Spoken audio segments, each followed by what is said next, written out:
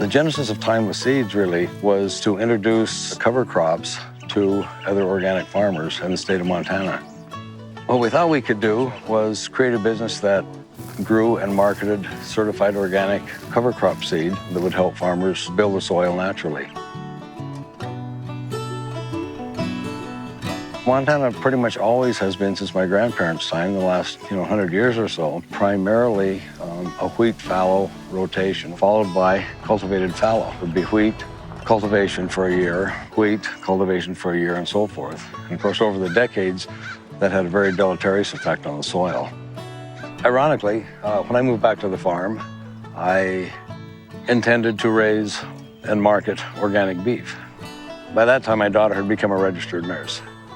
And so I sent her my blood work up, and she called me immediately and said, "Dad, you have to quit eating red meat. Your cholesterol's sky high," and so forth. And sort of the light went off in my head. It's like, you know what? I'm raising lentils, right? It's a great protein source. Why am I even eating meat, let alone raising it? Lentils have one of the lowest carbon footprints of any of the common foods that we eat. Just the nature of how they grow. As legumes, they're able to provide nitrogen nutrient for themselves from beginning to end. Lentils not only are good for the soil, they're also good for the planet. And they were good for me.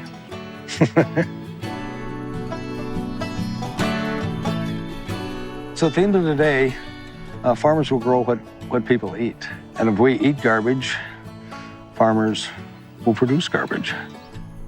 The message I like to leave with people, I guess, is that we need to be food citizens, not consumers. As consumers, we eat whatever is put in front of us.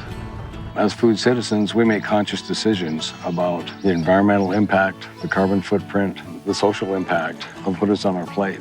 And what is on our plate determines how farmers farm and what farmers produce. And I think if we think of ourselves as part of that larger community, rather than as an independent, isolated piece in a system, I think we'll all be better off. We'll all eat better, farmers will farm better, and processors will be more conscious and conscientious about what they provide for people to eat.